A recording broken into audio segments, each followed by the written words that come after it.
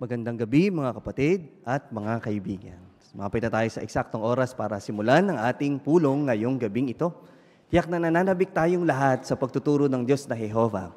Pero bago natin ito simulan at mapakinggan, inaanyayahan ko kayo kung nasa inyong kalagayan, sama-sama tayong tumayo at awitin natin ang song number 154. 154 na may pamagat, ang pag-ibig ay hindi nabibigo. Ito ay hango sa 1 Corinto 13:8. At pagkatapos, tatawagin natin si Brother Rodolfo Ongkinko para katawanin tayo sa pambukas na panalangin. Pakisuyo ng himig.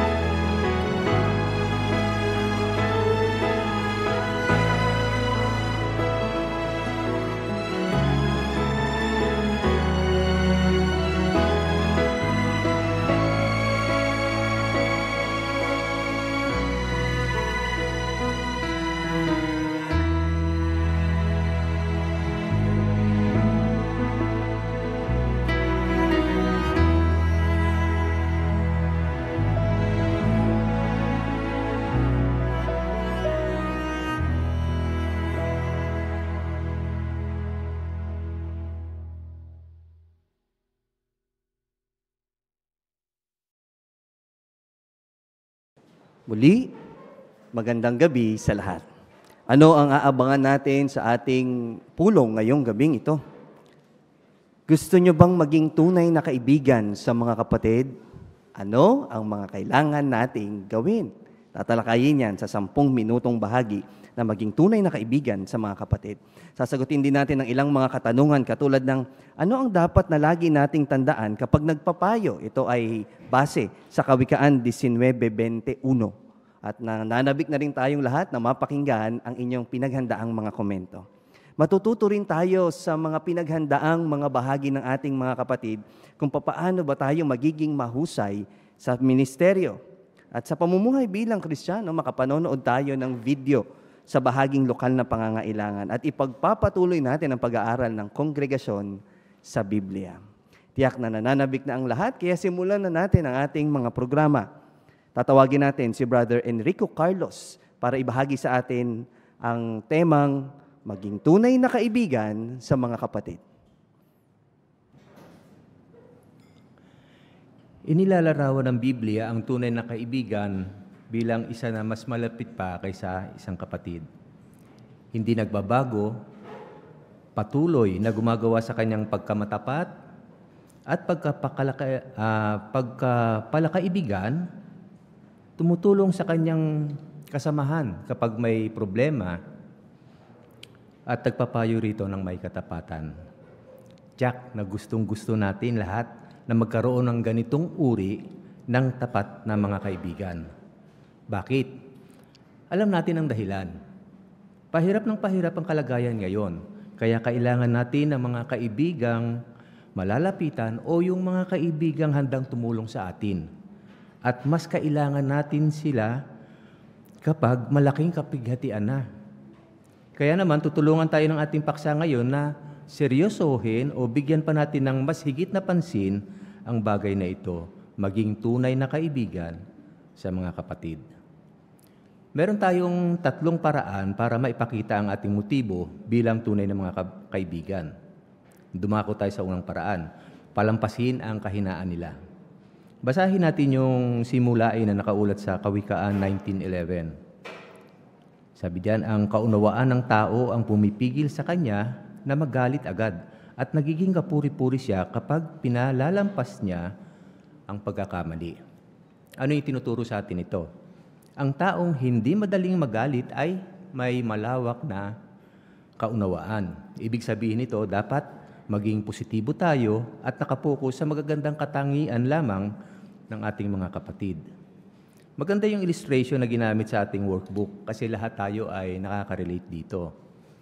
Tiyak na naranasan na ninyo ito na kumuha ng mga pictures sa inatenan yung mga gatherings.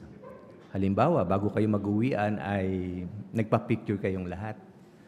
O kaya naman, kumuha ka ng selfie kasama yung mga kaibigan mo. Hindi lang isang click ang ginagawa natin. Kasi baka meron kang kasama na medyo napapikit o kaya nakasimangot. Anong gagawin natin? Didelete natin yung mga pictures na hindi magandang pagkakakuha kasi meron pa naman tayong mga pictures na nakangiti ang lahat. Tulad na makikita natin sa ating screen. Pakisuyo. Ayan, di ba? Ang ganda. Lahat sila nakatingin doon sa camera. At pagkatapos, nakangiti ang lahat. At dahil isang memorable moment ang nakapture, ano yung ginawa ng brother? Inilagay niya ito sa isang picture frame at i-display bilang pagpapahalaga. Ganon din ang gagawin natin sa ating mga kapatid. Papahalagahan natin yung magagandang katangian nila, hindi yung maliliit na pagkakamali na nagawa nila sa atin. Maraming salamat sa picture. Pansinin yung naging saloobin ng isang sister na si Kiana. Sabi niya, hindi lahat ng issue ay kailangan pag-usapan. Kung kaya kong palampasin iyon, kinakalimutan ko na lang. Mas payapa iyon kaysa pag-usapan ang bawat maliliit na pagkakamali. Ganon din ba tayo mga kapatid? Bueno, tunguhan naman natin yung ikalawang paraan. Tulungan sila kapag nangangailangan. Basahin naman natin yung simulain na nakaulat sa Kawikaan 19. Tatalon na tayo sa verse 17. Ang sabi, ang tumutulong sa dukha ay nagpapautang kay Jehovah at babayaran niya siya dahil sa ginawa niya. Pinapaalala sa atin ng tekstong ito na nakikita ng Diyos ang nasa puso ng isang tao na bukas palad at nangangako siyang pagpapalain ang kanyang mga pagsisikap. Ganito yung naging karanasan ni Ana.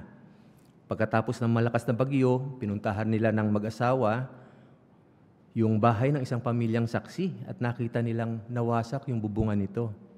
Dahil doon, walang maisuot na malinis na damit ang pamilya.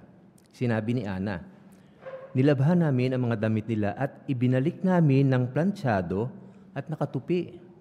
Maliit lang na bagay iyon para sa amin. Anong pagpapala na natanggap nila? Sinabi ni Ana, dahil doon, naging mas malapit kami sa kanila.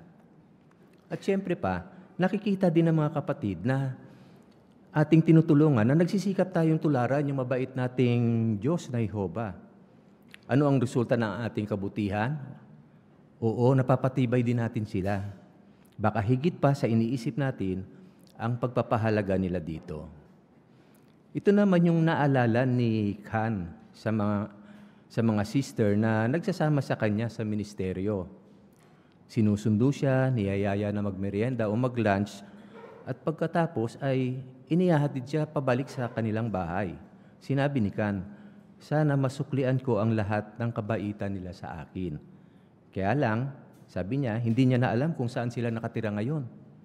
Pero alam at nakikita iyon ng Diyos na Jehova, kaya yung panalangin niya na pagpalain ang kanilang ginawang kabutihan sa Kanya. Yung ikatlong paraan naman ay yung pagpapakita ng tapat na pag-ibig. Pagpatuloy natin yung pagbasa sa verse 22 naman tayo. Kawikaan chapter 19 verse 22. Sabi diyan, nagiging kaakit-akit ang isang tao dahil sa tapat na pag-ibig niya. At mas mabuti pang maging mahirap kaysa maging sinungaling. Ngayon, paano tayo nagiging kaakit-akit o napapapurihan? Ayon dun sa tekstong binasa natin, kapag nagpapakita tayo ng tapat na pag-ibig. Sa ating JW Broadcasting ngayong June 2025, tinalakay ni Brother Mark Sanderson sa kanyang pahayag yung tungkol sa tapat na pag-ibig. Natatandaan niyo pa ba yung ibig sabihin nito? O ganito yung eksaktong pagkakasabi niya.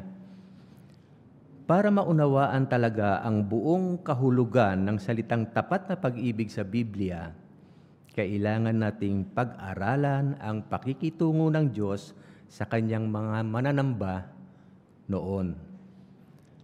Bakit niya nasabi yun? Ang dahilan ay pinapatunayan ng panahon mula pa noon na hindi talaga nagbabago ang Diyos na Jehova. Patuloy siyang gumagawa ng mabubuting bagay sa kanyang tapat na mga lingkod hanggang sa ngayon. Yan talaga ang kahulugan ng tapat na pag-ibig. Ngayon ang tanong, magkapareho ba yung katapatan at ang tapat na pag-ibig? Tama kayo mga kapatid. Hindi ang sagot doon, ano? Kumuha tayo ng halimbawa. Bilang matagal lang empleyado ay masasabing tapat ka sa kumpanya. Pero sa tagal niya roon, baka hindi pa niya nakikilala yung mga may-ari nito. At marahil may mga patakaran din sa kumpanya na ayaw niya. Hindi naman talaga niya gusto ang kumpanya. Pero dahil sa sumusweldo siya mula roon, ay nag-e-enjoy na rin siya. At patuloy siyang nagtrabaho doon hanggang mag-retire.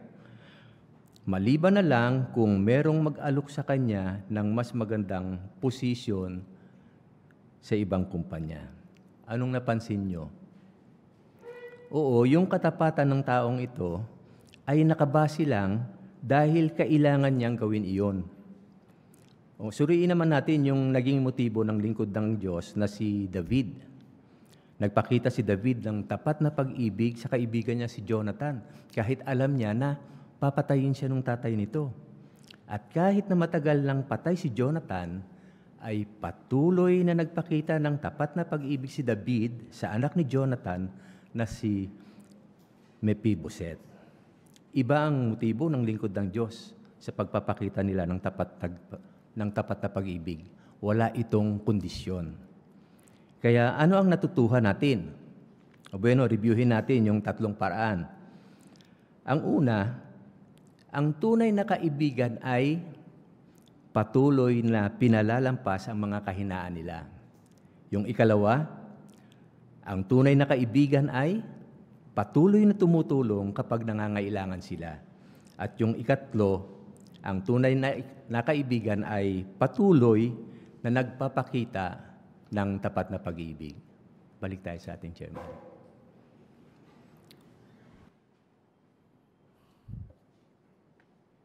Maraming salamat, Brother Carlos, sa mahusay na bahagi. Oo, malamang na ang itinitira nyo lamang sa inyong mga galleries ay yung magagandang moments at idinidelete ang mga di magaganda. Ganon din naman kung gusto nating magkaroon ng mga tunay na mga kaibigan, oo, kakalimutan natin ang mga di pagkakaunawaan.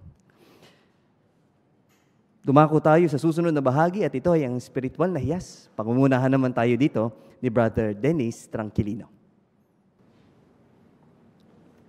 Sino pong gustong bumasa ng Aklat ng Kawikaan, Kabanata 19, talata 21? Brother Joshua? Maraming plano sa puso ng tao, pero ang kalooban ni Jehovah ang mananaig. Maraming salamat sa malinaw na pagbabasa. Sa unang tanong, ano ang dapat na lagi nating tandaan kapag nagpapayo tayo? Si Brother ay si Sister Luz Loreto na lang.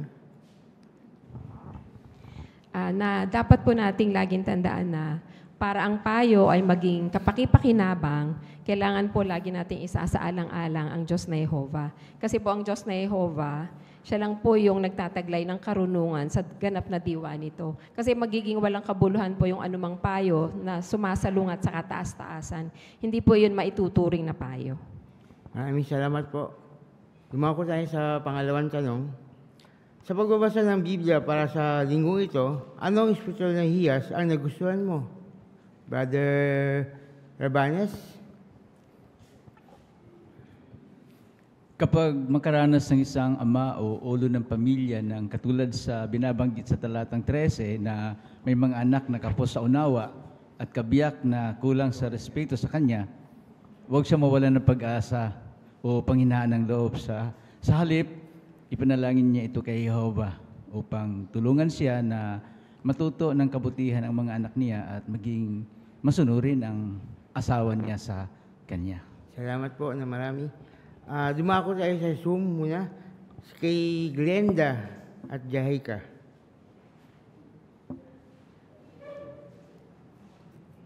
Sa 19.2 sinasabi na hindi mabuti para sa isang tao na wala siyang alam. Ibig sabihin, kapag hindi natin alam ang totoo, mali ang nagagawa nating mga desisyon at kung maniniwala tayo sa mga maling akala at hindi sa mga bagay na totoo, mahuhusgahan natin ang mga tao. Kaya sisikapin ko po na laging makapaglaan ng oras sa lahat ng mga paglalaan ng Diyos na Jehovah na makikita po sa ating website upang magkaroon po ako ng kaalaman na aakay sa akin na makagawa ng mga matatalinong desisyon. Maraming salamat po.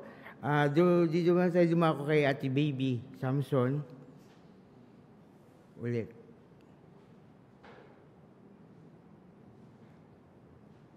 Natutuhan ko rin sa Kawikaan 19:17 na upang ituring ni Jehovah na mga pagpapautang sa Kanya at Kanyang babayaran nito ng biyaya at mga pagpapalang ating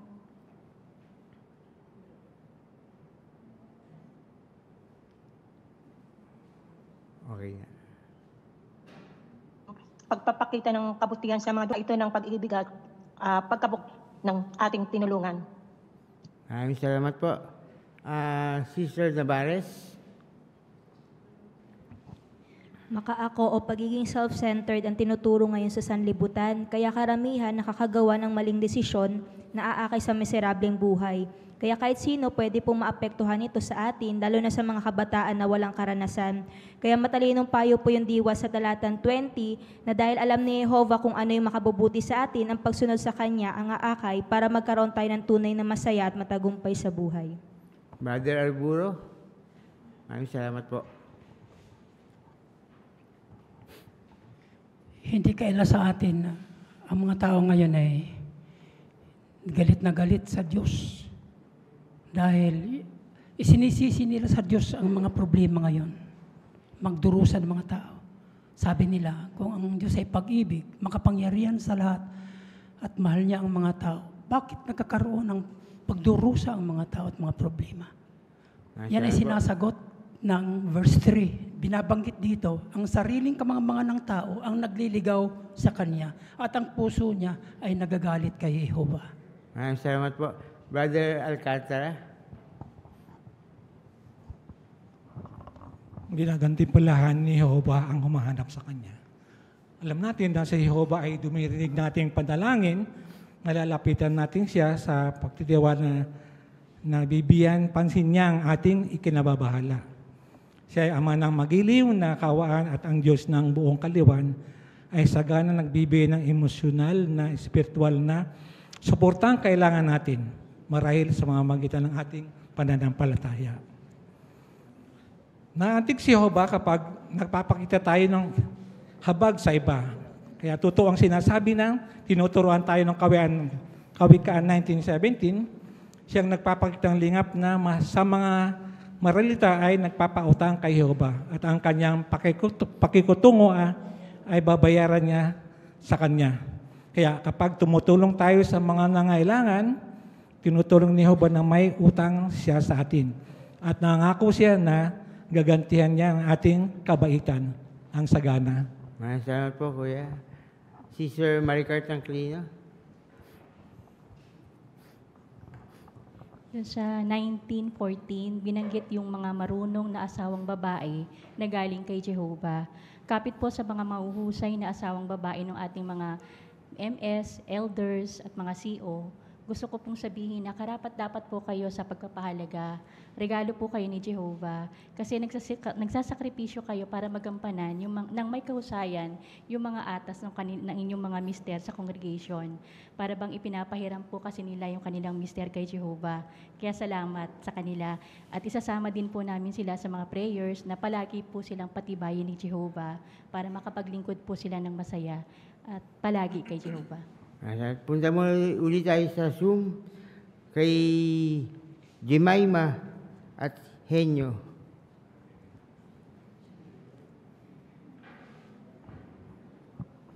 Sa Kawikaan 19:11 po, sabi na mahalagang maging maunawain at huwag po agad magalit kapag may nagkamali o nakasakit sa atin. Mas marangal nga po kung marunong tayo magpatawad at palampasin ang pagkukulang ng iba kaysa gumanti o magtanim ng sama ng loob. Kaya pinapakita po nito na may kontrol tayo sa sarili at pinipili nating makipagpayapaan kaysa lumikha ng alitan. Maraming salamat. JC? Brother JC? Napatibay po ako sa 1920 ng Kawikaan. Kapag nagdidisiplina o nagpapayo po ang aking magulang, ito po pala ay hindi lang para sa ngayon, kundi para din po sa aking paglaki. At sa reference po, binanggit sa Hebreo 12:11 na totoo, minsan ay hindi tayo masaya at nasasaktan pa nga kapag dinidisiplina tayo. Kaya bilang anak po, hindi po ako dapat magtanim ng sama ng loob kapag pinapayuhan ako, kundi maging mapagpasalamat po kay Mama dahil mahal niya po. Salamat. Sister Amy Kapampangan. Sa study content po ng 1970, natutuhan ko po kung bakit ang pagtulong sa dukha ay tulad ng pagpapautang kay Jehovah. Binanggit po na yung mga dukha ay pag-aari ng Diyos at kaya kung ano po yung ginagawa sa kanila, parang ginagawa na rin kay Jehovah. Talagang reflection po ng love ni Jehovah, yung mga ginagawa ng mga kapatid na pagtulong. Na-appreciate ko po sila at na-encourage din po ako nito na tularan yung tunay na pagkabukas palad ng mga kapatid. Sister Moyo. Napaalalahanan ako noong 1901 na hindi katalunuhan na mag-ipon ng maraming material na ari-arian na may kasamang pag-aalala. May mabuting matututuhan ang lihim ng pagkakontento at mamuhay ayon dito. Dahil ang tunay na pagkakontento ay masusumpungan sa pagkatakot sa Diyos na Jehovah at sa pag-iingat ng aking kaugnayan sa Kanya at hindi sa material ng mga ari-arian.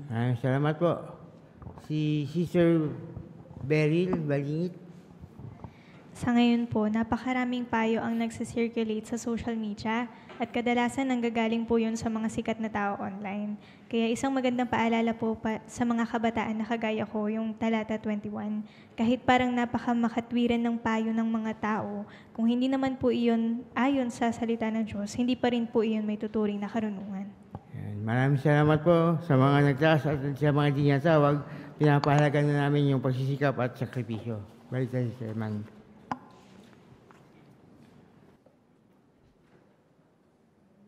Maraming salamat, Brother Dennis Tranquilino, sa pangunguna sa amin sa bahaging espiritual na hiyas. Dadako tayo sa pagbabasa ng Biblia. Babasahin sa atin ang Kawikaan 19, 1 hanggang 20. Tatawagin natin si Brother Herbert Falyarcuna.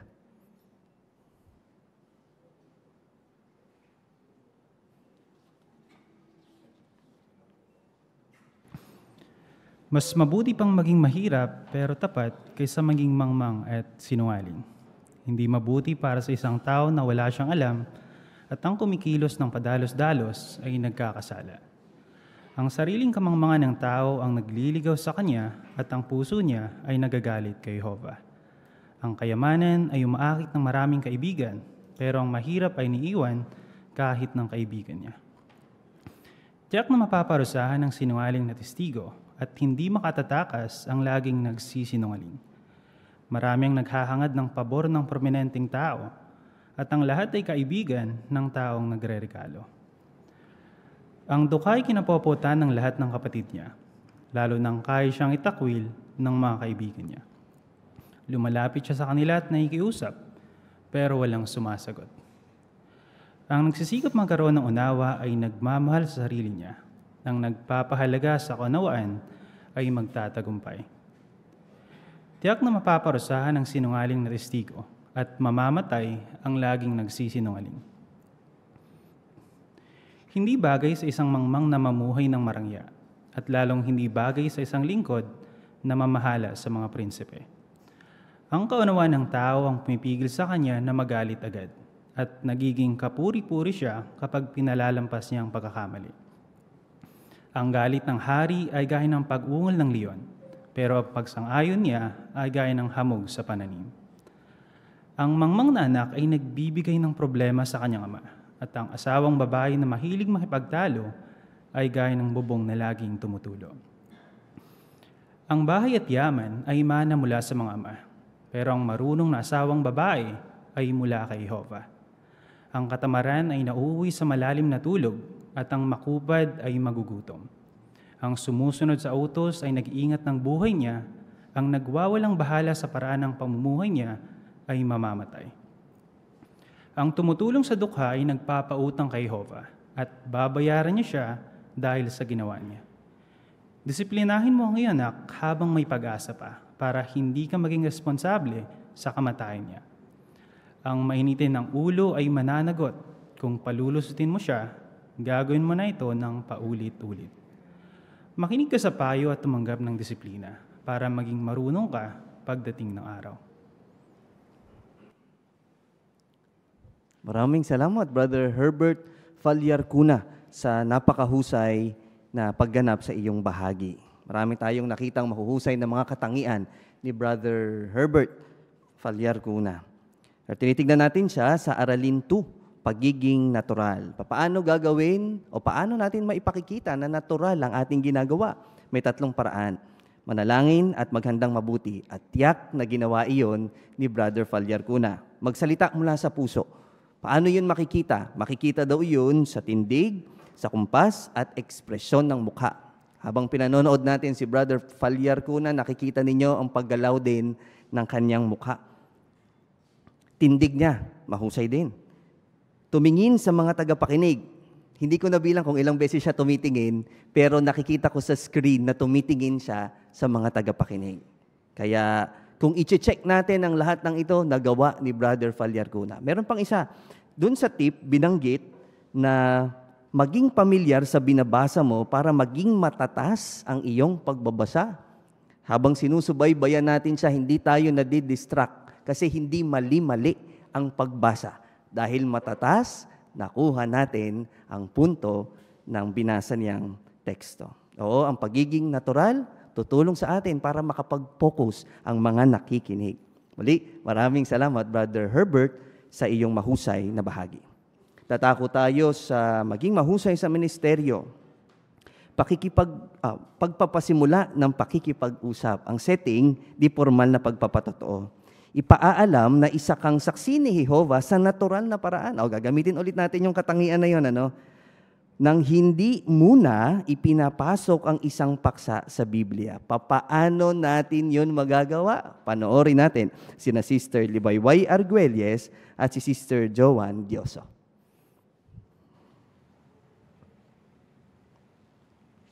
Ay, sige, ikaw na muna mauna. Sige, thank you Ang mahal ng mga bilihin ngayon, no? Hindi ko nga nabili lahat yung mga kailangan kong bilihin eh. Yung 1,000 mo ngayon, parang 100 pesos na lang ang value. Oo nga, kaya halos lahat yata ng pagtitipid kailangan natin gawin ngayon, no? Oo, tama ka, pero kasi tingin ko, kahit anong klaseng pagtitipid ba yung gawin natin, parang hindi pa rin talaga kakasya yung budget natin araw-araw eh. Tingin ko nga lalo pang lalala yung financial crisis dito sa bansa natin, kaya talagang stressed out ako kasi ako lang yung nag-work sa amin eh. Normal lang talaga na yan ang iisipin natin. Kasi halos lahat yata tayo, budget yung problema, di ba? Kaya talaga nakaka-stress. Pero alam mo ba na malaki yung nagagawa ng pananaw natin sa isang particular na sitwasyon? Talaga? Paano? Halimbawa, kapag negatibo tayong mag-isip, pwede pala itong umubos ng lakas natin na kailangan para maharap yung isang problema. Pero sa kabilang banda naman, kung positibo naman tayong mag-isip, magkakaroon tayo ng mabuting puso, magiging masaya tayo kahit hindi ganun kaganda yung kalagayan. Kaya nakadepende talaga na kung anong pipiliin natin. Alam mo, maganda yung point of view mo. Kasi ako, negative talaga ako mag-isip eh. Lagi akong nag-aalala, kaya hindi ako masaya. Naintindihan kita. Actually, ganyan din ako dati. Hindi rin ako masaya. Pero malaking tulong yung nagagawa ng mga pagpupulong namin. Kasi usually, ang tinatalakay doon, yung mga usual na problema ng mga tao o yung mga pinoproblema nila. Kaya talagang malaking tulong yun.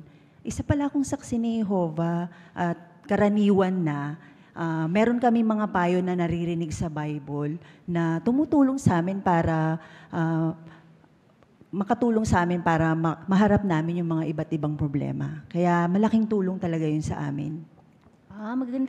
Maganda pala yung mga pinag-aaralan ninyo, no? Talagang na-apply ninyo sa totoong buhay. At saka nakakakuha kayo ng good advice kasi galing talaga sa Bible. Oo, tama ka, ganun nga. At alam mo ba, gustong-gusto rin talaga namin yung i-share sa iba. Kasi halos lahat naman yata tayo, pare-pareho ng problema, di ba? Oo. Salamat sa pag-share, ha? Tatry kong gawin yung mga sinabi mo sa akin, lalo na pag-stressed ako. O siya, ako na pala yung next sa pila. Salamat ulit. Okay, salamat din, ha? Maraming salamat, Sister Arguelles, at ang inyong kasama, si Sister Dioso. Marami rin tayong nakitang mahuhusay na mga katangian. Ramdaman nyo bang kabado sila? Parang hindi masyado, no? Kasi nakikita natin sa kanilang mga mukha na nakangiti sila at magaang.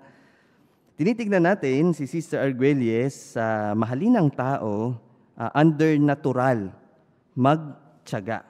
O hindi daw natin kailangang ipasok muna ang Biblia. Baka nga magagawa pa natin yon sa susunod na pag-uusap. At ganoon ang nakita nga natin. Paano ginawa niya? Nakipagkwentuhan muna siya. Inalam niya muna ano ang sitwasyon. Tapos, hindi siya nagpayo kaagad na alam mo ba ang sinasabi ng Biblia? Hindi. Kundi, ipinadama niya sa kanyang kausap yung kanyang empatya. Oo nga no, ang hirap ng buhay sa ngayon. Halos lahat naman tayo, ang problema ay pagbabudget.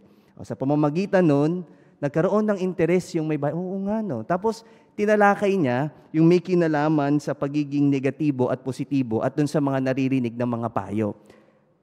Napaka-smooth kung paano niya nasabi na saksi siya ni Jehovah. Sabi niya, ako ay isang saksi ni Jehovah at kami nakaririnig ng mga payo na nanggagaling sa Biblia. Ang galing. So, ipinakikita lamang nun na hindi man niya ipinus ito agad, pero dahil sa daloy ng pag-uusap, nakikinig siya, nakita niya na ito ang kailangan marinig ng kanyang kausap. Sister Liwayway Arguelles, maraming salamat sa iyong mahusay na pagganap sa inyong bahagi. Dumako naman tayo sa susunod, pagdalaw muli. Ito ay biglaang voluntaryo, kaya pasasalamatan natin silang mabuti. Di formal na pagpapatotoo. Sa nakaraang pag-uusap ninyo, sinabi ng kausap mo na gustong-gusto niyang mag-hiking. O, tignan natin, nagbigay mismo ng sitwasyon. Panoorin natin, sina Sister Jen Homo, at ang inyong kasama, at ang kanyang kasama, si Sister Irene Fahilagot. Ay, hello po, Ate Irene. Kamusta po? Natatandaan niyo pa po ba ako? Ikaw yung saksi, si Jenny. Ayun, galing ate ah. Ay, upo ka muna. Sige, thank you po. Dumala po ako kasi nung nakaraan, nabanggit niyo po na papunta kayo ng hiking. Kakamustahin ko po sana kung kamusta po yung pagpasyal niyo. Ay, buti nakadalaw kita para makwento ko sa'yo. Naku, ang ganda-ganda ng pag-akyat namin ng bundok. Relax na relax ako kasi yung kapaligiran, fresh na fresh, tapos tanggal pa yung stress ko doon. Hindi kagaya dito sa syudad, panay pollution. Oo nga ate, sana all ate no, nakapasyal. Alam mo ba ate na yung lugar na pinuntahan mo, yung walang stress, walang pollution, ay talagang yun ang layunin ng Diyos. At gusto kong ipakita po sa inyo mula sa Biblia kung ano po yung sinasabi ng Diyos para doon. Kung ano po yung pangako niya para sa mga tao. Dito po sa naka-download na Bible dito po sa aking cellphone, sa Awit 37:29, binanggit po dito kung ano po yung pangako ng Diyos na gano'n yung gusto niyang mangyari sa atin. Pwede po ba akong makisuyo na pakibasa? Sabi dyan, ang mga matuwid ang magmamayari ng lupa at titira sila roon magpakailanman. Yan, ate, sabi dyan, sila yung magmamayari ng lupa, yung mga matuwid. At titira sila roon magpakailanman. Sa tingin mo ba ate, sa ganitong kalagayan, yung magulo, polluted, ganun kaya ang gusto ng Diyos na maging kalagayan ng tao dito sa lupa? Malamang ayaw niya yun. Oo, tiyak yung pinuntahan niyo po na lugar, ganun-ganun ang itsura na mamanahin ng binanggit dito ng mga matuwid. Dito po sa dala-dala ko pong brochure, makikita niyo po ate, yung nilalakaran ng tao, no? Ano po yung mapapansin ninyo? Ang ganda, parang umaakyat din siya sa bundok, kaso patag, pero sariwang-sariwa yung hangin at green na green yung kapaligiran niya. Ang sarap-sarap tumira dyan. Yan ate, no? At may binanggit po dyan na masayang buhay magpakailanman. Gusto niyo po ba ate na magtumira sa ganitong kalagayan? Oo naman, kasi sabi magpakailanman eh. Ayan. Pero paano po kaya posible na maging ganito po yung kalagayan o makamit natin yung ganitong kalagayan? May binabanggit po ang Biblia na gagawin natin para makamit ito. Binanggit din po yun dito sa Juan 17:3. Nandito rin po naka-download sa aking cellphone. No? Pwede po ba ako ulit makisuyong pakibasa? Para magkaroon sila ng buhay na walang hanggan, kailangan nilang makilala ka ang tanging tunay na Diyos at ang isinugo mo si Jesucristo. Yan. Gusto niyo po ba na yung ganitong kalagayan ay mabuhay lang tayo ng 100 years, 200 years, 300 years, tapos wala na tayo? Siyempre, gusto ko mabuhay ako na magpakailanman. Yan. Kasi di ba ang tendency po ngayon, umiiyak po tayo kapag tayo ay namamatayan. So hindi po yun ang layunin ng Diyos. Ang binanggit po dito sa teksto, magkakaroon po tayo ng buhay na walang hanggan kung kikilalanin po natin yung tanging tunay na Diyos at yung kanyang isinugo na si Jesus. Kasi sila po yung magbibigay ng ganitong kalagayan sa atin. Gusto niyo po ba yun? Oo naman. Yan. Pwede po natin itong pag-aralan para magiging pangsalok po natin ito doon sa balong malalim ang Biblia para higit nating makilala ang tunay na Diyos at si Jesus. Mukhang maganda yan Sige po. Pwede po ba na ganitong oras? Oo, sige, balikan lang dito ng ganitong araw at saka oras. Sige po, kahit 15 minutes lang po. Maraming salamat, Sister Jen Homok, at sa inyong kasama, si Sister Irene Fahilagot. Gusto nating pasalamatan ang pagiging handa nila. Sanay na sanay sila sa gawaing pagdalaw muli. Marami tayong nakitang mahuhusay ng mga katangian tulad ng pagiging natural sa paraan ng pakikipag-usap ni Sister Jen Homok. Tinitignan natin sila sa aralin 9.4. Pag-isipan ng sitwasyon ng nakausap mo. Ang topic, hiking. Dahil sa ito ay pagdalaw muli, ibig sabihin, itong napagkwentuhan nila noong una. Nakita rin natin yung mahusay na katangian ni Sister Jen. Siguro nag-note siya. Kaya nung pagbalik niya, alam niya ang topic na pag-uusapan nila. Magandang paalaala yan sa ating lahat. Pagkatapos, iisipin ang mga tanong tulad ng bakit kailangan niyang malaman ng katotohanan at paano makakatulong sa kanyang pag-aaral ng Biblia. Ang sitwasyon, nasi-stress kasi si Sister Irene, kaya mahilig siyang mag-hike. Naipasok ngayon ng magandang kalagayan na ipinapangako ng Diyos na Jehovah. Nagamit niya rin yung picture doon sa brochure ng magandang balita. Ipinakita ang isang magandang lugar. Nakapagbasa rin siya ng 2 teksto, nagpapatunay na handang-handa si Sister Jen sa pagdalaw muli. Oo, kapag nakikita natin yung pangangailangan ng mga tao at naiaayon natin doon yung ibinabahagi natin katotohanan sa kanila, tiyak na magkakaroon sila ng interes sa Biblia. Muli, maraming salamat, Sister Jen Homok. Pumunta tayo sa huli. Ito ay pahayag ng 5 minuto. Ang tema, may pangalan ang Diyos. Ihahatid naman ito sa atin ni Brother Manuel Rilox.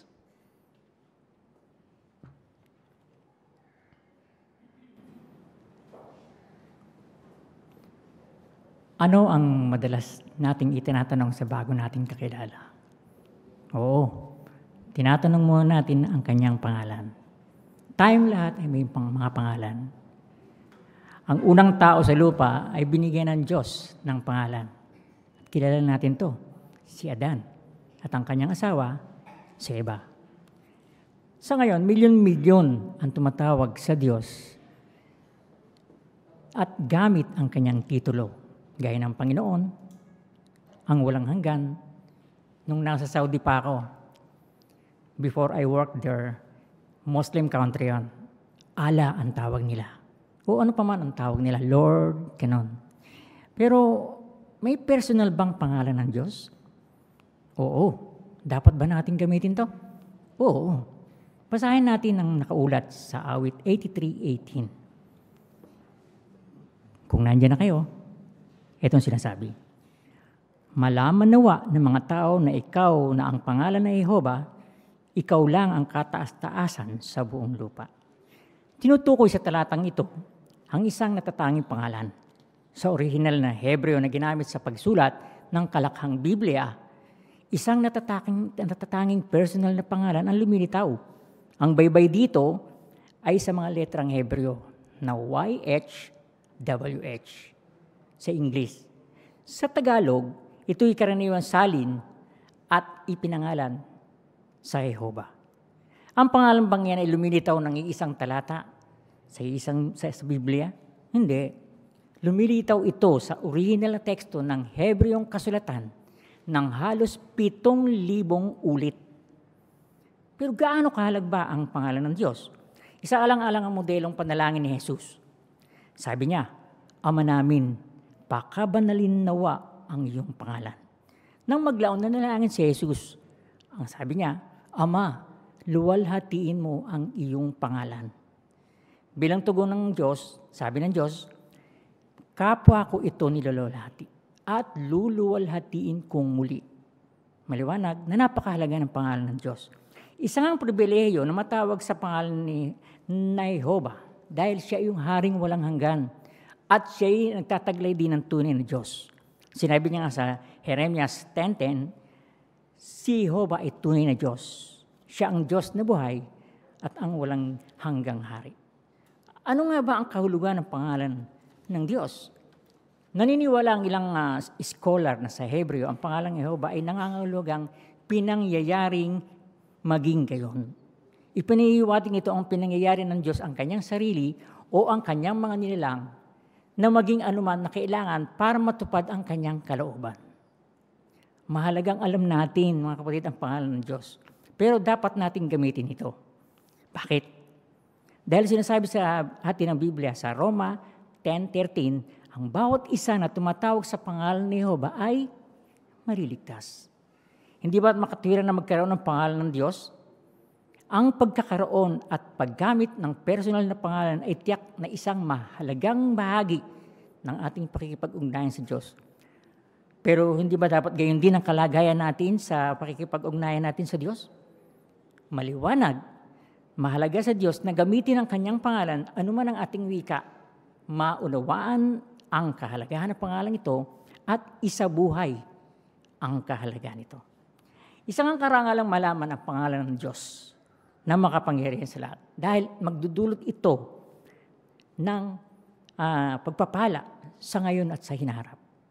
Ipinapangako ng Diyos, maganda yung sinabi sa awit 91:14. Sabi niya, sinabi ng Diyos, dahil mahal niya ako, ililigtas ko siya, poprotektahan ko siya dahil alam niya ang pangalan ko. So ano yung natutuhan natin dito, mga kapatid? Ang personal na pangalan ng Diyos ay nagpapaalala sa atin ang mga bagay na nalalaman natin tungkol sa Kanya. At maliwanag na ang pangalang ni Jehova ay dapat gamitin sa Biblia. Ang pagkabatid sa kahulugan nito at ang malayang paggamit ito sa ating pagsamba ay ang mabisang pantulong upang mapalapit tayo kangino sa Diyos na Jehova. Balik tayo sa Chairman. Maraming salamat, Brother Mario Rilox.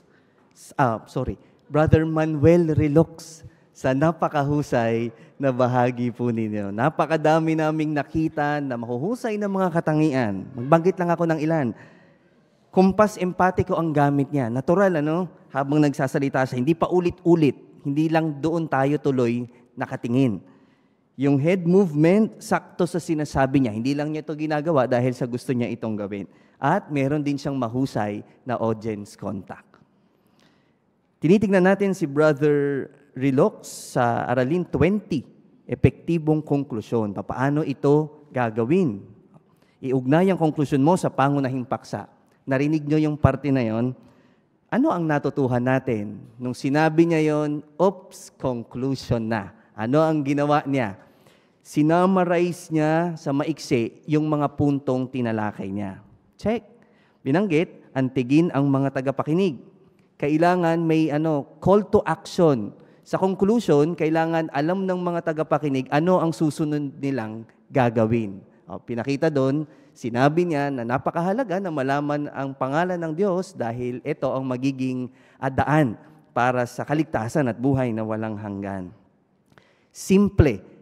Kaya mas madali nating matatandaan. Sa buong pahayag, karaniwan na yung konklusyon ang nare-retain doon sa mga tagapakinig. Kaya kung mahusay at epektibo ang konklusyon, madaling matatandaan ang pangunahing punto at mapapakilos ang mga tagapakinig. Muli, maraming salamat, Brother Manuel Rilox, sa mahusay na bahagi. Gusto niyo bang pasalamatan, mga kapatid, ang lahat ng nagsikap nagampanan ng kanilang mga bahagi ng husay ng ating mga kapatid? Dumako tayo sa huling bahagi ng ating pagpupulong pamumuhay bilang Kristiyano. Kung nasa inyong kalagayan, pakisuyong tumayo at awitin natin ang song number 40 na may pamagat, Tayo Ba'y Kanino? Ito ay hango sa Roma 14:8. Pakisuyo ng himig.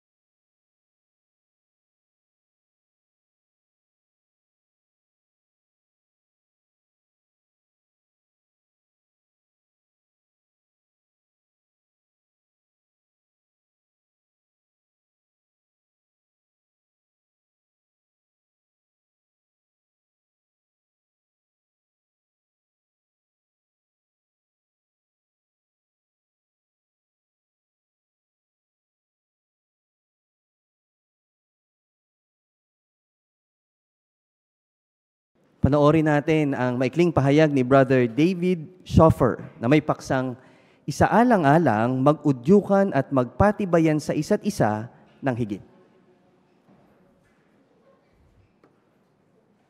Ang tema ngayong buwan ay isaalang-alang, mag-udyukan at magpatibayan sa isa't isa ng higit pa. Ang JW Broadcasting, bakit gustong-gusto natin ito? Marami ang nagsabi na sila ay lalong napalapit sa isa't isa at sa organisasyon ni Jehovah dahil sa programang ito. Kung hindi ka makaalis ng tahanan, siguradong mahalaga ito sa iyo. Pero, bagaman natutuwa tayo sa mga nagagawa ngayon ng modernong teknolohiya, alam namin na gustong-gusto ninyo na makasama mismo ang mga kapatid sa ating mga pulong sa kongregasyon. Ganito ang damdamin ng lahat ng mga saksi ni Jehovah sa buong daigdig. Sa Northern Finland halimbawa, ang mismong taga roon ay hirap na hirap sa panahon ng taglamig. May mga panahon na bumabagsak ang temperatura ng hanggang negative 50 degrees Celsius. Sa gayong mga kalagayan, napakahirap magmaneho, lalo na ang maglakad ng malayo. Gayunpaman, gustong-gusto nilang dumalo. Paano nila ginagawa yon? Sa isang maliit na nayon, may isang brother na nakatira malapit sa Kingdom Hall at mainit ang kanyang garahe. Kapag pulong, sinusundo niya ng kotse ang bawat pamilya sa kanilang kongregasyon. Pagkatapos, iginagarahe ang kotse at tumatakbo siya papuntang Kingdom Hall. Pagkatapos ng pulong, isa-isa niya silang inihahatid pa uwi. Sa Biblia, ang mga pagtitipon para sumamba ay mga okasyon para makasama ang mga kapananampalataya. Pero ito'y humihiling na maglakbay sa isang tinakdang lugar. Nangangahulugan ito ng trabaho, sakripisyo at panganib pa nga. Pansinin ang binanggit sa Exodo Kabanata 34, talata 24. Tinutukoy ng talatang ito ang utos na bawat lalaki ay dapat na magtipon 3 beses isang taon sa mga kapistahan sa Jerusalem. Mangangahulugan ito ng ano para sa kanila? Hindi kaya madaling salakayin ng bansa kung walang lalaking magbabantay sa lupain? At kung mabalitaan ng mga karatig bansa na halos lahat sila ay natitipon sa Jerusalem ng 3 beses nang walang palya, taon-taon, hindi kaya maaring may sumalakay na hukbo laban sa alinmang lungsod sa Israel? Sa Exodo 34:24, mababasa natin ang pambihirang sagot ni Jehovah. Sapagkat palalayasin ko ang mga bansa mula sa harap mo at palalawakin ko ang iyong teritoryo at hindi na nasain ng sinuman ang iyong lupain habang umaahon ka upang makita ang mukha ni Jehovah na iyong Diyos ng 3 ulit sa isang taon. Tinupad yan ni Jehovah. Malinaw sa kasaysayan na mula noong 1513 BCE hanggang sa panahon ng 66 CE, walang banyagang hukbo ang sumalakay sa alinmang teritoryo ng Israel sa panahon ng mga kapistahang ito. Napakahalaga para kay Jehovah na matipon ang kanyang bayan sa iisang dako. Noong unang siglo, sumulat si Apostol Pablo sa unang Korinto 14:23 tungkol sa buong kongregasyon na nagtitipon sa isang dako. Bagaman wala pang modernong teknolohiya sa pagbo-broadcast noong mga panahong iyon, mayroon namang paraan ng komunikasyon gaya ng pagliham na hindi humihiling na magkasama-sama sa isang lugar ang mga tao. Gayunpaman, mas gusto ni Apostol Juan, isang may kakayahang manunulat, na makausap ng harapan ang mga kapatid, gaya ng sinabi niya sa 2 Juan 12. Isaalang-alang din ang nasa Job Kabanata 1:6. At dumating ang araw na ang mga anak ng tunay na Diyos ay pumasok upang tumayo sa harap ni Jehovah. May ganoon ding pulong sa Job 2:1. Isip-isipin, narito taglay ni Jehovah ang lahat ng kakayahan para makipagtalastasan sa iba. Subalit nagtakda pa rin siya ng espesipikong mga panahon para tipunin sa langit ang kanyang mga espiritong nilalang. Malinaw, pinasisigla tayo ng kasulatan na makasama mismo ang kapananampalataya. Ang pagdalo sa pamamagitan ng video streaming ay mahalaga at natutuwa tayo ron. Subalit iba pa rin ang magsama-sama. Bakit hindi? Sapagkat may nagagawa pa ang pagdalo mismo sa pulong. Hindi lamang tayo tumatanggap ng masustansyang spiritual na pagkain. Natututo tayo sa pulong, ganon din sa JW Broadcasting. Napapatibay tayo sa pulong, ganon din sa JW Broadcasting. Ang mga kapatid nating nagkokomento at umaawit ay nakapagpapatibay. Subalit naririnig din natin yan sa JW Broadcasting. Pero kapag sama-sama tayo sa iisang lugar, napapatibay natin ng harapan ng ating mga kapatid sa ating ngiti at pananalig.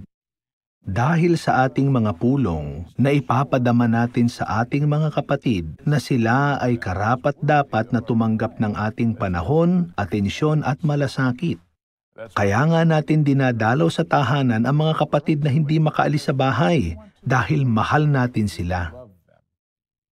Higit pa riyan, sa pantanging paraan, dinadala tayo ng mga pulong sa impluwensya ng banal na Espiritu.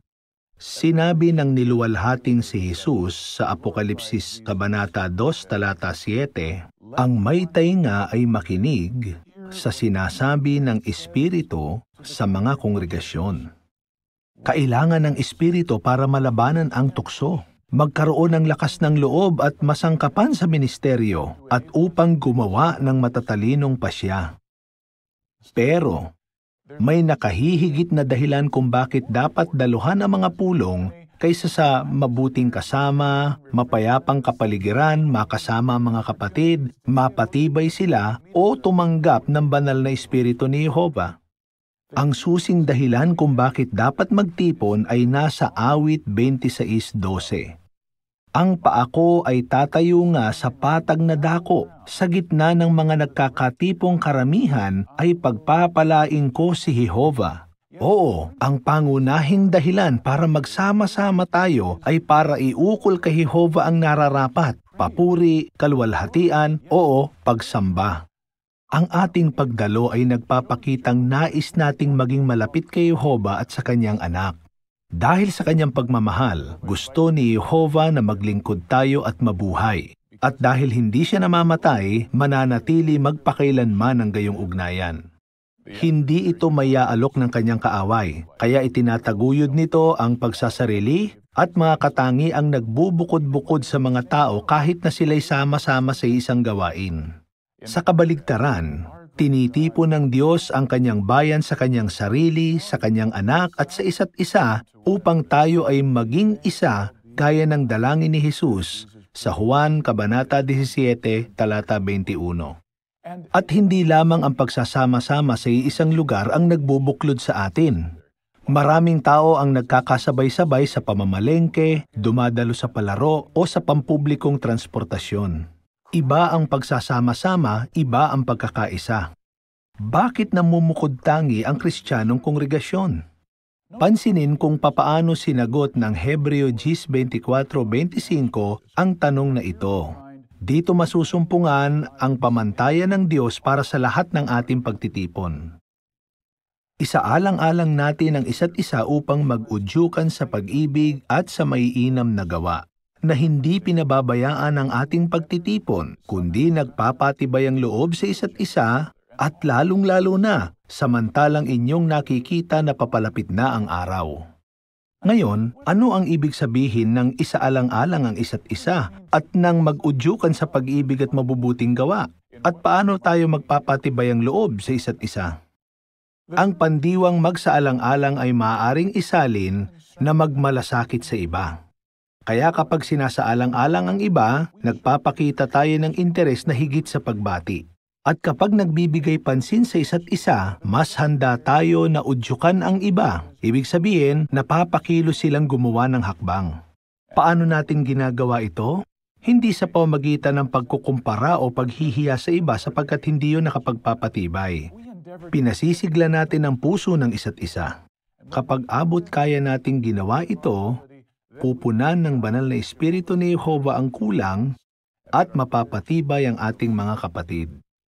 Malinaw kung gayon na ang tunay na pagsamba ay humihiling ng aktibong pakikibahagi. Isang kapansin-pansing halimbawa ng pagpapalitan ng pampatibay loob ay kapag umaawit tayong kasama ng ating mga kapatid. Sa sinaunang Israel, mayroon silang mga koro na kagaya niyaong nasa Nehemias Kabanata 12 na ating tinalakay sa ating midweek meeting noong Pebrero. Marami sa mga panggrupong awitin ay sagutan. Ibig sabihin, ang ilang mga awit ay humihimok ng pagtugon. Halimbawa, ang awit 106 na nagsisimula at nagtatapos sa mga salitang Hallelujah ay nagpapatibay sa mga tao na tumugon ng Amen. Ang awit 136 ay dinisenyo naman para magsagutan ng iba't ibang koro. Ngayon, guni-gunihin ang mga koro na nagsasagutan sa ganito mga linya. Magpasalamat kayo kay Jehova sapagkat siya ay mabuti, sapagkat ang kanyang maibiging kabaitan ay hanggang sa panahong walang takda. Magpasalamat kayo sa Diyos na mga Diyos, sapagkat ang kanyang maibiging kabaitan ay hanggang sa panahong walang takda. At tuloy-tuloy yan hanggang talata 26. Hanggang ngayon, ipinapahayag natin ang pagpapahalaga sa kabutihan ni Jehova sa pamamagitan ng pag-awit. Anong kagalakan ang kumanta kasama ng iba na nagpapahayag ng pag-ibig kay Jehova sa kanilang awit?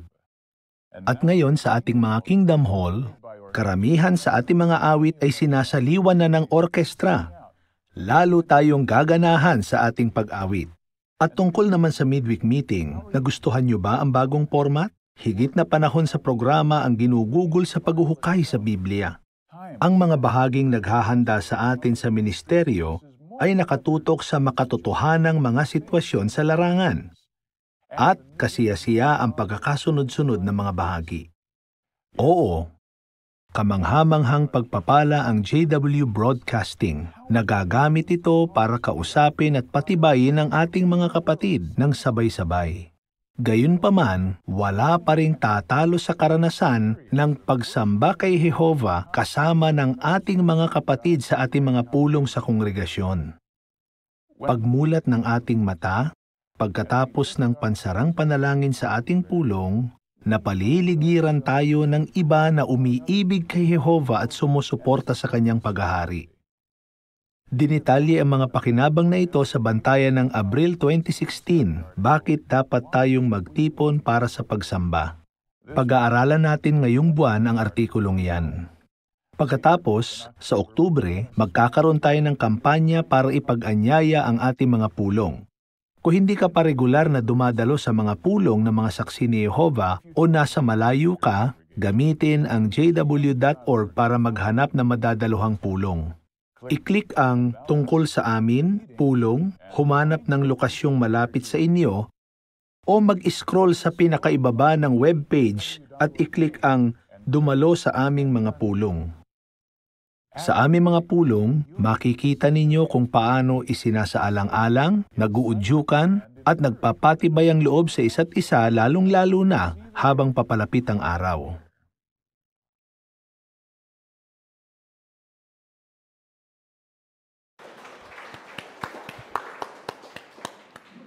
Nakikinabang tayong lahat sa paglalaan ng Diyos na Jehova sa pamamagitan ng online o JW Broadcasting, pero binanggit sa video, wala pa ring tatalo sa pagdalo natin sa Kingdom Hall. Ipagpatuloy natin ang pag-aaral ng kongregasyon sa Biblia. Pangungunahan naman tayo dito ni Brother Rodolfo Ongkinko. Nasa huling kabanata na tayo ng aklat na lubusang magpatotoo tungkol sa kaharian ng Diyos. Ma-imagine siguro sa susunod na buwan, pag natapos ito, papalit naman natin yung isang publikasyon na pag-aaralan natin. Ang paksa ng ating pag-aaralan ngayon, sa pasimula ng chapter 28, hanggang sa pinakamalayong bahagi ng lupa. Pagkitatanong sa atin, sino sa mga religions sa ngayon o organisasyon ang nagpatuloy ng pinasimulang gawain ng mga tagasunod ni Jesus noong unang siglo?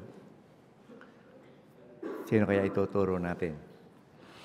Itong sabi sa ilalim ng caption niya, ipinagpapatuloy ng mga saksi ni Jehova hanggang sa ngayon ang isang gawaing sinimulan ng mga tagasunod ni Jesucristo noong unang siglo. O, tayo lang, mga saksi ang nagpatuloy nito. No? makita natin sa ating pag-aaral kung bakit masasabing totoo itong pananalitang binanggit dito sa pambungad. Ano? Simulan natin ang pagtalakay. Meron tayong 7 parapo at mas maraming pagkakataon makapagkomento. Ating tagabasa ng parapo ay si Brother Rabanes. Hilingin nating basahin yung unang parapo. Sila ay masigasig na nagpatutuo. Buong puso nilang tinanggap ang tulong at patnubay ng banal na Espiritu. Hindi na itikom ng pag-uusig ang kanilang mga labi at sagana silang pinagpala ng Diyos. Totoo ang lahat na ito sa mga Kristiyano noon at totoo rin ito sa mga saksi ni Jehovah sa ngayon. Tanong sa paragraph 1. Paano nagkakatulad ang mga Kristiyano noon at ang mga saksi ni Jehovah sa ngayon? Merong 4. Banggitin ng isa. Sister Sandra Amora. Sila po ay masigasig na nagpapatotoo. Ayan. Parehong totoo yan sa magkabilang panig. Ano? Ikalawa, Sister Gina Cruz. Buong puso nilang tinatanggap ang tulong at patnubay ng banal na Espiritu. Yung pangatlo, Sister Gladys Alcantara. At hindi rin po naitikom ng pag-uusig ang kanilang mga labi. Totoo naman, di ba? Sa Russia, may pag-uusig. Pero patuloy pa rin ang paggawa, no? At yung resulta, yung pang-4, pareho nilang natamasa yon. Ano yun? Brother Angel. At sagana nga po silang pinagpapala ng Diyos na yun. Sangayon ba tayo ron? Lahat ng 4 na to na nangyayari sa unang siglo mga Kristiyano, nangyayari din sa gitna ng bayan ni Jehovah. No? Okay, punta tayo sa 2 and 3. Tiyak na napatibay ka at napalakas ng mga ulat sa mga gawa ng mga apostol. Isang aklat ng Biblia na punong-puno ng aksyon. Natatangi ito dahil ito lamang ang ulat na ginagabayan ng Diyos tungkol sa kasaysayan ng mga Kristiyano noon. Mababasa sa aklat ng mga gawa ang pangalan ng 75 individual mula sa 32 lupain, 44 o 54 na lungsod at 9 na isla. Isa itong kapanapanabik na kwento tungkol sa mga tao, mga ordinaryong mamamayan, mapagmataas na panatiko sa relihiyon, mapagmalaking politiko, mararahas na mang-uusig. Pero higit sa lahat, tungkol ito sa iyong mga kapatid noong unang siglo na hindi lamang napaharap sa mga hamon ng buhay, kundi masigasig ding nangaral ng mabuting balita. Okay, salamat. Tantanong natin sa 2 and 3. Bakit natatangi ang aklat ng mga gawa? Talaga ibabanggit ng isa sa mga pagiging natatangi nito. Brother Terence Moran. Yung isa po ay, ito lamang po yung ulat sa Bible na ginabayan po ng Diyos tungkol sa kasaysayan ng mga Kristiyano noon. Tama, no? Meron pa ba kayo iba na alam na ulat? Ito talaga yun, no?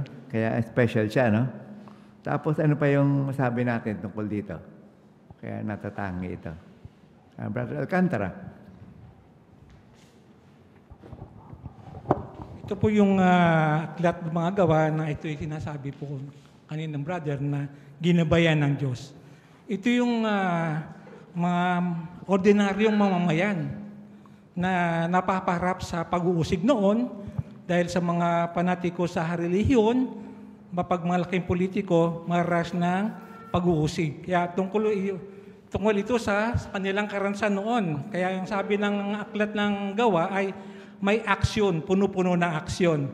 Kundi ang buhay nila noon ay napaharap sa hamon ng buhay, kundi masigasig din nangaral ng mabuting balita sila. Okay, salamat po. No? Okay. Meron pa kayo masabi sa aklat na ito na magawa? Brother Awao. Hindi lang din po ito nakatutok sa isang karakter, kundi nakatutok din po ito sa mga tao, mga ordinaryo, mayayaman, matataas na panatiko, sa relihiyon at mga politiko. Gayon din yung mga mararahas na manghuhusig. Kaya variety siya ng karakter, kaya kapanapanabik talaga siya. Nabilang ba yung mga involved sa kwentong ito ng aklat? Sister Carlos, Mother's Room. Mababasa nga po sa aklat ng mga gawa ang mga pangalan ng 95 na individual mula sa 32 na lupain at 54 na lungsod at 9 na isla. Ilan yung kilala niyo sa 95? Hindi natin papangalan ngayon yan, ano? Pero ang daming pangalan pala, no? Baka sa 10 daliri lang mapuno natin, ano? Pero makita natin talagang napakaganda nitong aklat na ito, no? Okay. Pero ano yung pinaka-highlight talaga ng aklat na ito na gusto natin tandaan? Sister Jennifer Homo. Yung kasigasigan po ng mga kapatid sa pangangaral noong unang siglo. Ayun, ano. Totoo yun, ano. Patuloy tayo. Tingnan natin yung pagkakatulad ulit doon sa paragraph 4.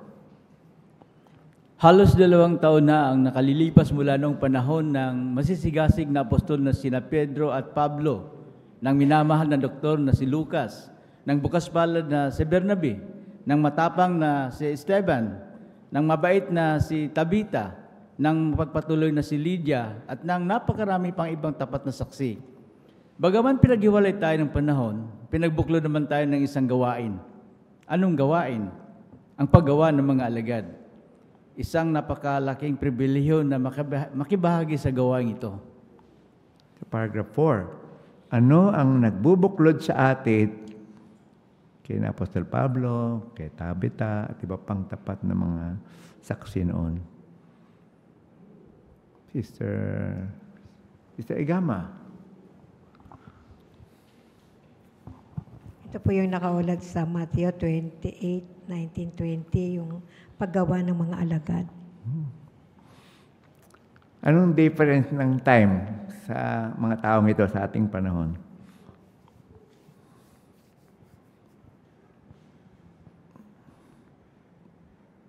Pagitan ng panahon. Gano'ng kalaki yung panahon na pagitan natin? Pero sa kabila nun, nagkakabuklod pa rin tayo sa isang gawain. Sister Simon. Halos 2,000 taon po ang pagitan. Yun. Kasi unang siglo yun no? Tayo nasa, anong siglo na tayo, di ba? 25th century na tayo. Makita natin dito. No? At sino yung mga karakter na kilala natin sa aklat na ito? Pwede nating pangalan. Pamangkit nga kayo na isa, Sister Umpakan. Nandyan po yung mabait na si Tabita o si Dorcas. Anong naalala niyo kay Tabita? Sino ba si Tabita? Sige, tuloy mo, Sister Umpakan. Po yung mga nananahi ng mga panlamig ng mga kapatid ng panahon.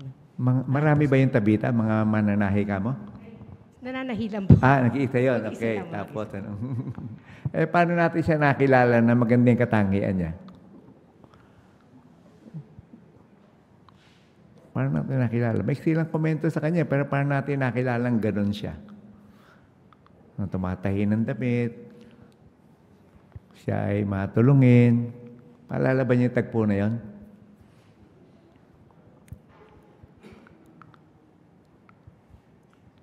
Ano ba nangyari sa kanya? Kay Tabita.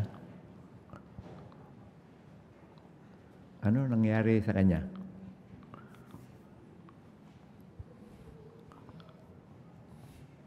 Koneksyon, may clue. Si Apostol Pedro. Anong kaugnayan nun? Isa pang clue? Katutulog? Natulog? Meron na? Naglumitaw na sa inyo. Sister Loreto. Nagkasakit nga po siya at namatay. Tapos binuhay po siya ni Pedro.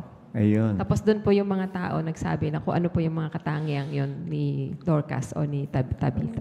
Dala-dala pa yung kanyang mga damit na tinahi, di ba? Napakagandang katangian niya. Sino pa yung mga naalala niya ng mga tauhan sa Biblia sa aklat ng ng ito ng gawa na gusto nating maalala sila. Kapareho din ang buhay natin sa ngayon.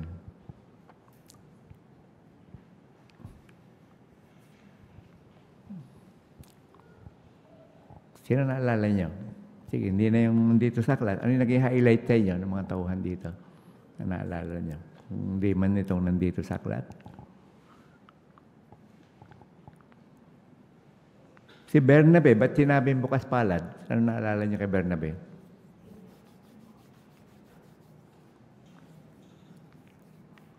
Alala nyo yan? Nagbenta ng property. Tapos yung pinagbilan, binigay niya sa mga apostol. Hindi siya kagaya nino. Nakudwa, nagbenta ng property lahat pero tinago yung iba para maganda lang pangalan nila. Sino na ngayon? Mag-asawa sila?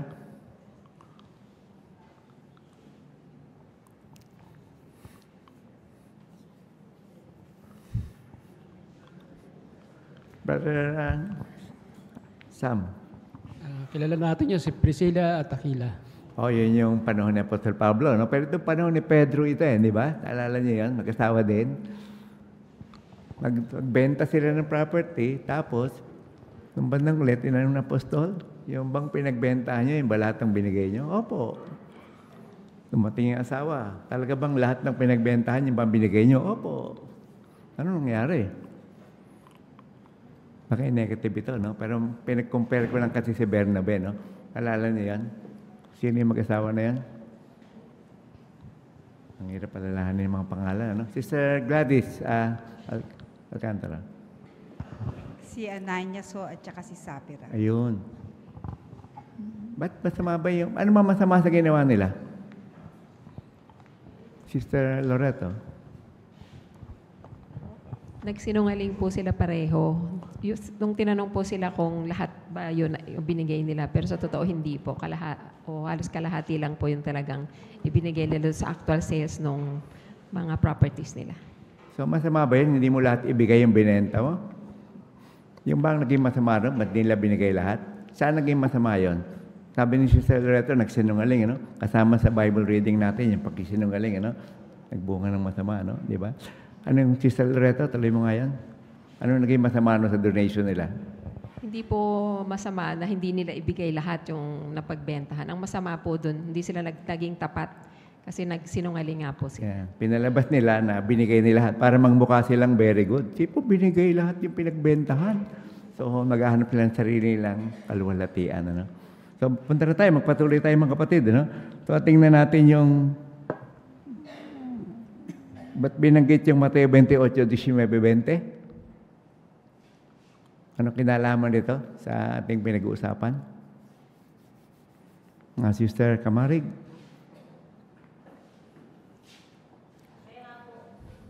Isang malaking pribilehyo po natin daw at isa na ipangaral yung mabuting balita doon sa lahat ng mga tao. Tapos, habang nangangaral, anong ating pangunahing tunguhin pag nangangaral tayo?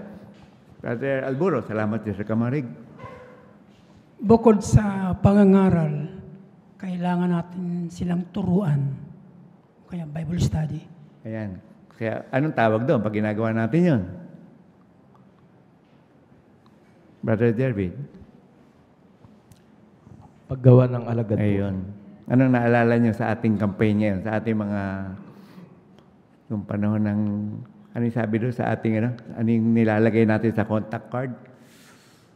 Ano nakalagay doon? Mga contact card na binibigay natin. Nag-o-offer tayo ng Sister Arminia. Nag-o-offer po tayo ng libreng pag-aaral ng Biblia. Ayan. At sa September, anong kampanya natin?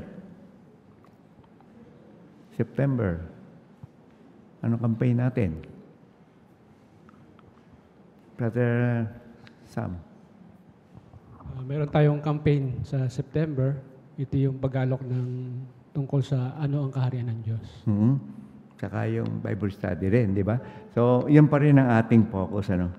Patuloy tayo sa paragraph 5. Balikan natin ang atas na ibinigay ni Jesus sa kanyang mga tagasunod. Tatanggap kayo ng kapangyarihan kapag dumating sa inyo ang banal na Espiritu, ang sabi niya, at magiging mga saksi ko kayo sa Jerusalem, sa buong Hudiya at Samaria at hanggang sa pinakamalayong bahagi ng lupa. Una, binigyang kapangyarihan ng Banal na Espiritu ang mga alagad na maging mga saksi sa Jerusalem. Sumunod, sa patnubay ng Espiritu, nagpatotoo sila sa buong Hudiya at Samaria. Pagkatapos, dinala nila ang mabuting balita sa pinakamalayong bahagi ng lupa. Tanong natin sa paragraph 5, saan pinasimulan ng mga tagasunod ni Jesus ang kanilang atas na magpatotoo? Isang word lang. Isang salita lang. Sister Canuto.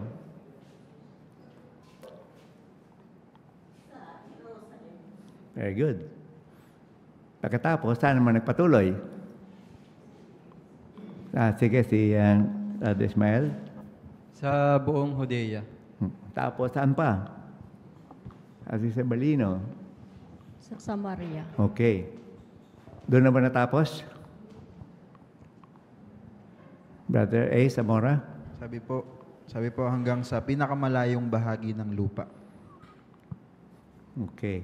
Involved ba tayo dyan?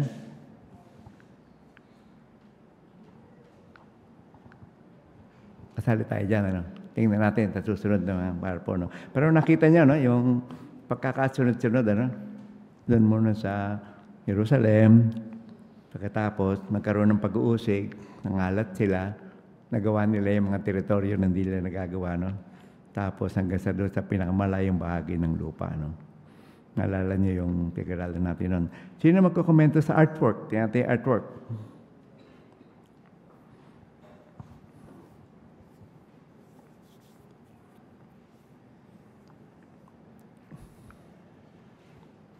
Kanina, Jerusalem, tapos sabi rito ay Judea, Samaria. Ano na nakikita natin dito sa larawan na to? Saan na to? Sister Ongking ko.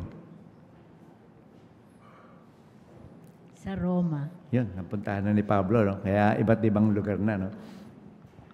Paano natin alaman sa Roma yan? Wala naman nakalagay na Roma, di ba? Sister Gladys Alcantara. Kasi yung soldiers po ay Roman. Oh, tama. No, nakakita nyo gano'ng kahirap ang kalagayan ni Pablo, no? Nakakadena, nakakabit doon sa sundalong Romano, no? So talagang nangyari itong sinabi ni Jesus na sila ay magiging saksi sa pinakadulong bahagi ng lupa nung panahon ni Apostol Pablo, no? Dito tayo sa 6 and 7, last two paragraph. Ang iyong mga kapatid noong unang siglo ay walang kompletong Biblia na nagamit sa pagpapatuto nila. Naisulat ang aklat ng Mateo noong lang 41 CE. Isinulat ang ilang liham ni Pablo bago natapos ang mga gawa noong mga 61 CE. Pero ang mga Kristiyano noon ay walang sariling kopya ng kompletong banal na kasulatan unang mga publikasyong naiwan sa mga interesado. Bago naging mga alagad ni Jesus, napakinggan na ng mga Hudyong Kristiyano ang pagbasa sa Hebrong kasulatan sa sinaguga.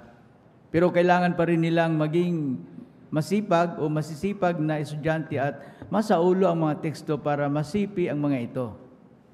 Sa ngayon, karamihan sa atin ay may sariling kopya ng Biblia at marami tayong literatura sa Biblia. Gumagawa tayo ng mga alagad sa pamamagitan ng paghahayag ng mabuting balita sa 214 lupain at sa maraming wika. Okay, maraming salamat, Brother Rabanes, na inyong paglilingkod, pagbasa ng mga paragraph. Tanong natin 6 and 7. Ito, maganda ito. Sa ating ministeryo, anong meron tayo na wala sa mga kapatid ng unang siglo? Isang punto lang sagutin niya. Maraming punto ito, mga kapatid. Ano? Pumanggit ng isa. Sister Kapampangan, Emmy. Bible pa. Oh, yung maliit na Kapampangan palang sasagot. Salamat, Atiya. Very good, Atiya. Very good. Bible. Wala silang Bible. Ano lang Bible meron sila nun? Anong bahagi lang ng Biblia ang meron sila?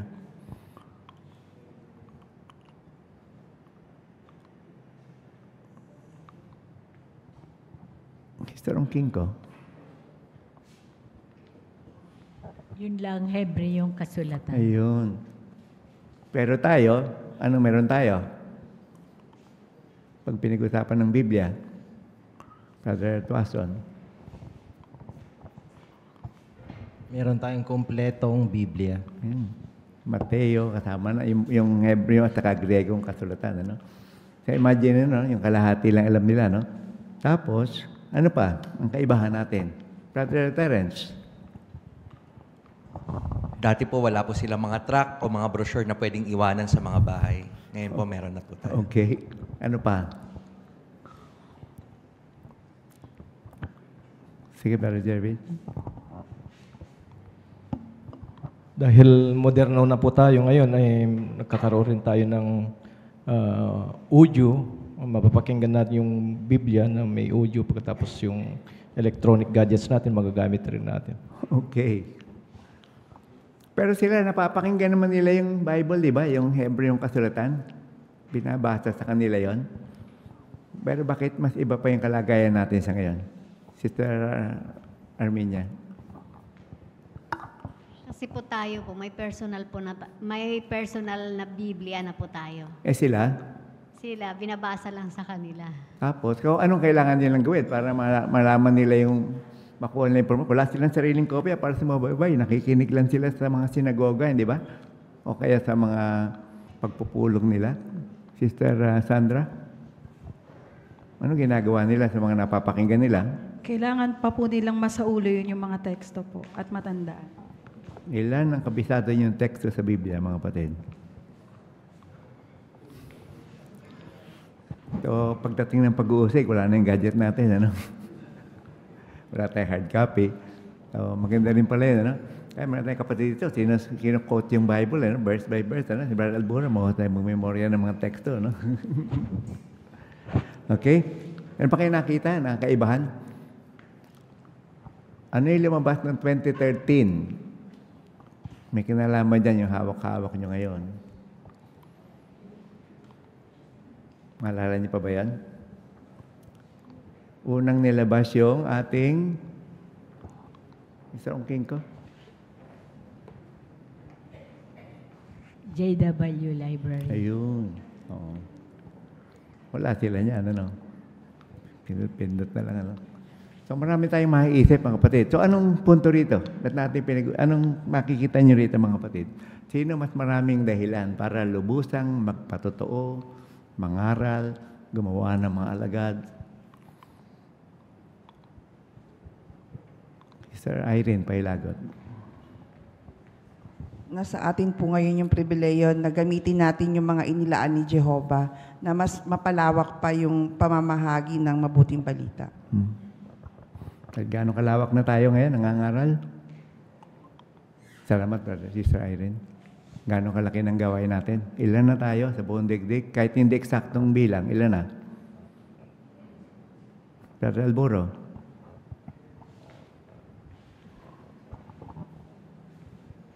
Mayroon bilang tayo ngayon na malapit na sa 9 na milyon. Sa bagay, binanggit yung 8,641,000. Dagdagan niyo, brother. Umabot na tayo sa 9 million. 8 million. Meron na pero tayo. malapit na sa 9 million. Sa 240 na mga bansa. Okay, pwede na rin. Pero may panahon na naabot na natin 9 million. You know? Kaya, mga kapatid, tayo ay nasa pinagpalang kalagayan para gawin natin yung bahagi naman natin para lubos na magpatotoo tungkol sa mabuting balita.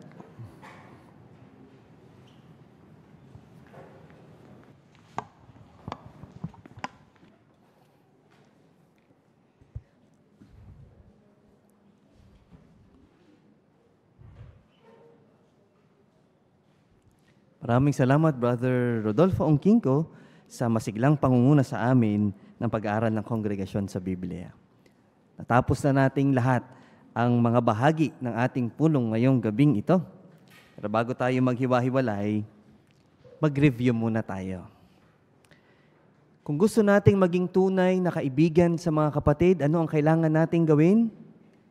Palampasin ang mga kahinaan, tulungan sila, at magpakita ng tapat na pag-ibig. Maraming salamat din mga kapatid sa mahusay na pinaghandaan ninyong mga komento o yung mga spiritual gems na nahukay ninyo sa inyong pagbabasa. Mag-review tayo ng ilan. Magpagabay kay Jehovah para makagawa ng tamang desisyon. Pagpapala ang mahusay na mga asawang babae. Maging maunawain at huwag magalit agad. Piliin ang kapayapaan. Ang disiplina ay tanda ng pag-ibig. At mamuhay ng may pagkakontento. Ilan lamang yan sa napakadami po ninyong ibinahagi kanina na nakapagpapatibay ng mga komento. Gusto rin nating pasalamatan muli ang mahuhusay ng mga kapatid natin na tinulungan tayo para maging mahusay tayong lahat sa ministeryo. Idiniin din ang video kanina na kapag pala dumadalo tayo sa Kingdom Hall, ipinakikita noon na pinupuri natin ang Diyos na Jehovah. At tiyak na nakinabang tayong lahat sa aklat ng mga gawa. Ano ang aabangan natin sa susunod na linggo? Kung balak mo ng manligaw o makipagkasintahan, paano ito magiging matagumpay? Pag-usapan natin sa susunod na linggo. Sa espiritual na hiyas, sasagutin natin ang ilang mga katanungan katulad ng ano ang ibig sabihin noong binanggit sa Kawikaan 20:27 na ang hininga ng tao ang lampara ni Jehovah. At pagkatapos, makakapanood tayong muli ng mga kapatid natin na naghanda para tulungan tayo para maging mahusay sa ministeryo. Familiar ba kayo doon sa link sa ating website na subukan ang pag-aaral? Pag-usapan din natin sa susunod na linggo at ipagpapatuloy natin ang pag-aaral ng kongregasyon sa Biblia. Isara natin ang pagpupulong natin ngayong gabing ito. Kung nasa inyong kalagayan mga kapatid, sama-sama tayong tumayo at papurihan natin ang Diyos na Jehovah sa pamamagitan ng taus-puso nating pag-awit. Na awitin ang song number 61, Sulong Mga Saksi. Ito ay hango sa Lucas 16:16.